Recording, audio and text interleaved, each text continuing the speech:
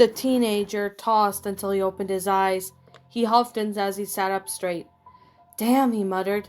It was another nightmare. He had been enduring these nightmares for the last few weeks.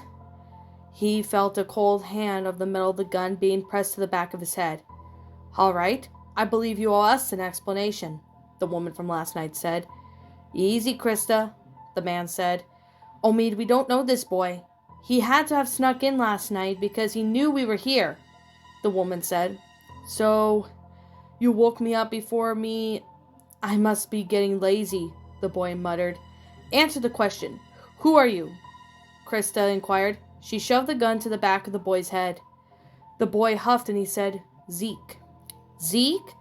Krista inquired. Yes, short for Ezekiel, Zeke said, as he scoffed. I find it kind of ironic.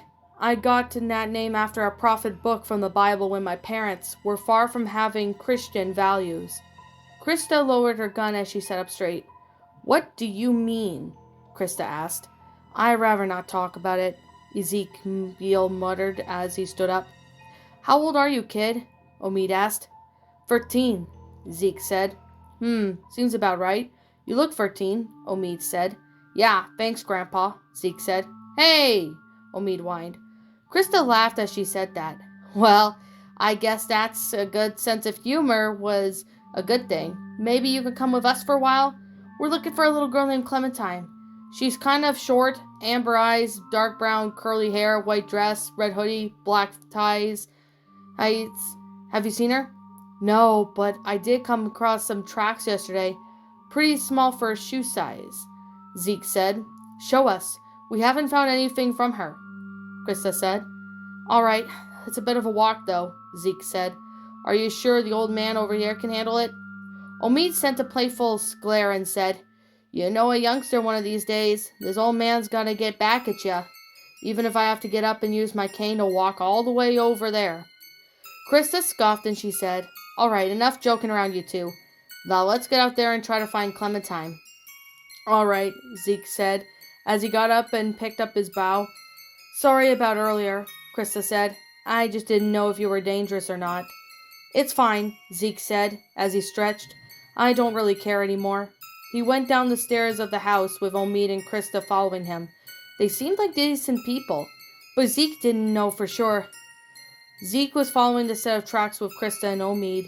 He had picked up the trail outside of Savannah as it followed it for the last hour. However, Zeke stopped by a nearby log. It seemed to have where another set of tracks along with the child's. What's wrong? Krista asked. It looks like someone found her, Zeke said. What makes you say that? Omid asked, in a panicking tone of his voice. There's another set of footprints along with hers. They seem to be just as old as hers. The good news is that there was no sign of a struggle, Zeke said. Can you find them? Krista asked. I could certainly try, Zeke said. He walked along further along. He noticed that Krista and Omid seemed frightened. Try not to worry too much. Kids are usually a judge of character. Yeah, usually. We've had a problem in the past because she trusted someone that she shouldn't have, Krista said. Then she's better judge of character than most kids. Gotta keep in mind that she's learning by acting, Zeke said. Sounds like you're speaking from experience, Omid said. Zeke scoffed and said, Yeah, maybe I am. So you don't want to talk about it? Krista asked. No, Zeke said as he continued to follow the trail. The two adults didn't say much after that. Zeke kept looking down and following the tracks. He kept thinking about what happened 2 weeks earlier, how everything changed for him. They walked across the countryside until the tracks ended on the road. There was a hooded sweatshirt on the ground. Oh no, Krista muttered. She picked up the small hoodie sweatshirt and held it up. Omid's eyes were wide. The sweatshirt was left inside out, so Krista fixed it. It was covered in walker blood. Do you think she's all right? Omid asked.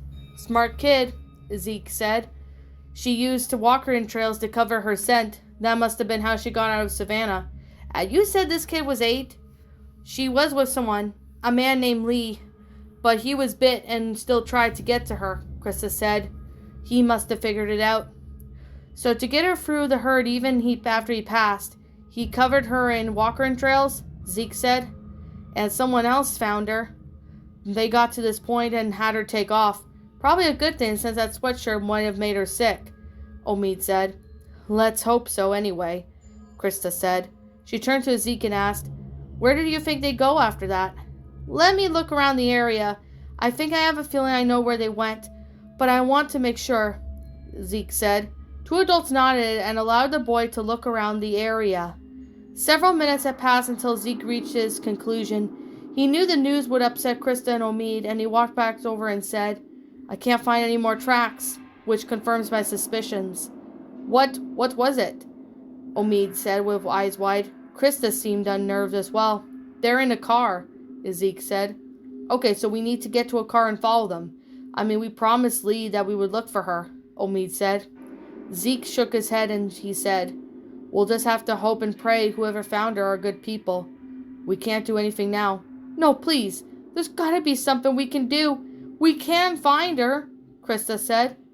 Zeke shook his head and said, There are thousands of possible ways that she and the other people could have gone. Tracking a car down is almost impossible. There's gotta be something we can do. We just can't abandon her, Krista said with a frown. Her voice was starting to crack and tears were forming in her eyes. Zeke huffed and said, I wish there was. Truth is, she's probably a few states away by now. I have no idea where they went. No, Krista cried. Omid went over to comfort her. It's okay, baby, Omid said, trying to comfort the woman. Let's just pray she's safe and happy. That's all you could ever do anymore, Zeke said with a frown. The car came to a stop and Luke climbed out of the vehicle. Come on, Clem, this is our home, Luke said, as he gestured to the hardware store. Ah, you're back, an older woman said. He approached the three. Hey, Bill, this is Clementine. She's the sole survivor of Savannah, Tavia said. Sole survivor? Bill asked with a questioning glare. That bad? It's overrun. I can't even walk through the streets, Tavia said. Damn, Bill muttered. He then looked at Tavia and said, You'll have to give me the detailed reports on your findings. Will do, Tavia said. She walked to the inside of the hardware store. Bill just looked back at Clementine and smiled at her. Now I have to say you're welcome to stay with us for a while, but you're going to have to tell me what happened. And I don't mean just Savannah. I mean up until now, since the lurkers have come, Bill said. Clementine frowned and said, I can't. It hurts too much to talk about it. Whatever it does or does not, I do need information. I'm in the dark. I need to know what happened, Bill said. Bill, she told me everything that happened. I'll just tell you what happened to her. We don't need her bawling her eyes out, Luke said. Very well, as long as I get some information on what happened, Bill said. He made a gesture with his hand. Car keys, Bill said. Luke nodded and gave the car keys to Bill. However, Bill soon walked down to Clementine. I'll need that gun, Missy. I can't have you going around with it inside my home. Clementine nodded and presented the handgun to Bill. Bill took her gun and smiled. Good. Come on, Luke said as he escorted Clementine inside. He doesn't seem all that nice. He is a bit scary, Clementine said as they walked through the hardware store. Yeah, Bill can come off as intimidating sometimes. He doesn't mean to. He's just got a lot going on, Luke said. Yeah, I understand. That Lily woman I talked to about was scary sometimes, Clementine said. I bet. She sounded scary when you talked about her, Luke said. So where are we going? Clementine asked. To Rebecca and Alvin. They're a couple of friends of mine. I'll have Rebecca look after you and get you some clean clothes while I go talk to Bill, Luke said. Okay, Clementine replied. Luke continued to walk the young girl as she looked around all the sights. There were some guards that gave her dirty looks, but others seemed friendly. Plus, the hardware store seemed to be in the middle of being transformed into a survivor shelter. Did you guys find this place recently? Clementine asked. No, it's been one heck of a move. The last few months we had to deal with walkers and bandits. But now it's manageable. Killed every last bandit in the area, and walkers are not so much of a threat as they used to be, Luke said. He released a sigh, and he said, Still, you lost a lot of people. Clementine frowned and said, I'm sorry, Luke. Hey, it's all right. The way I see it, you have a harder time out there than all of us, Luke said. Clementine nodded her head. She wished that it wasn't true. However, she was thankful that Luke and Tavia had found her. If they hadn't, she might have been dead by now. Her thoughts were interrupted when she heard Luke. Hey, Rebecca, Luke said. Clementine looked up to see a woman in her late 20s or early 30s. She wore a gray long-sleeve shirt, blue jeans, and black shoes. "Luke," the woman said. She looked at Clementine and smiled. "Now who is this cutie?" Rebecca asked as she crouched down to Clementine's eye level. The girl frowned and looked away.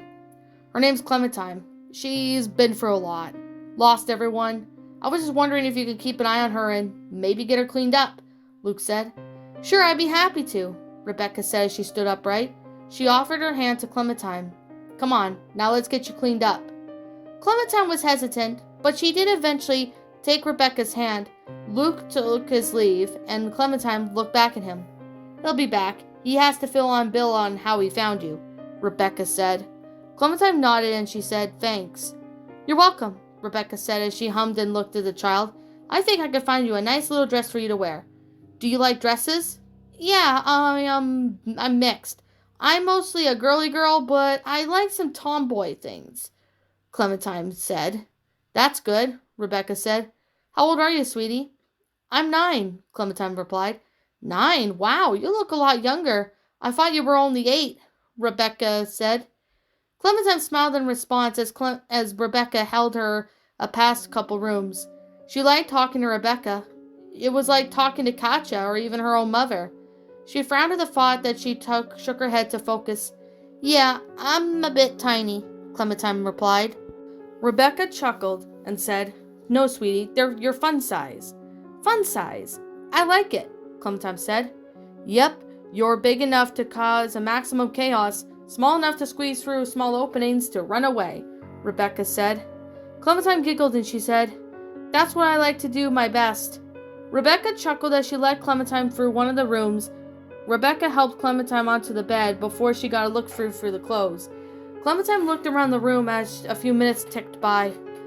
"All right, you'll have to wear one of my sweatshorts until we can go on a run and get you some cleaner clothes. Your tights and flats look okay enough to wear," Rebecca said as she examined the orange hooded sweatshirt. "Okay," Clementine said.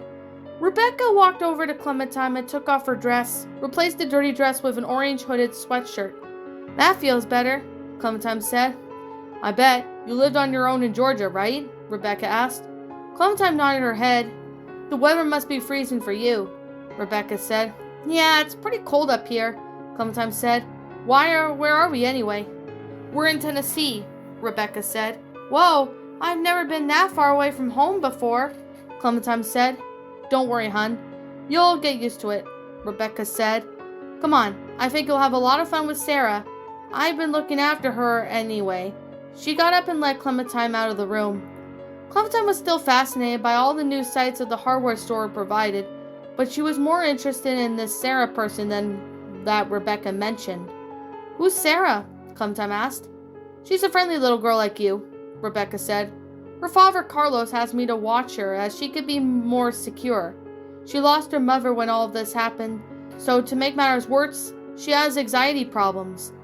Clementine was confused by what Rebecca meant. "What does that mean?" Clementine asked. "She has a hard time copying tense situations and coping with them. She doesn't handle scary situations well," Rebecca said. "So I guess she doesn't know about the walkers?" Clementine asked. "Walkers?" Rebecca said, her eyes wide. "All those walking corpses?" "Yeah, she only knows a bit about them. We just tell her the world is bad now. Bill doesn't like it, but she's Carlos's kid. He's raised, so he has the final say." Clementine nodded in response. Rebecca led Clementine to a teenage girl who wore a long black sleeve shirt, blue jeans, and black boots. She also wore a pair of rimmed glasses. "Hey, Sarah, this is Clementine. Could you play with her?" Sarah looked up from her book and smiled. "Sure," the girl said. "Come on, there's some board games we could play." She seemed very friendly. "Sure," Clementine said with a smile.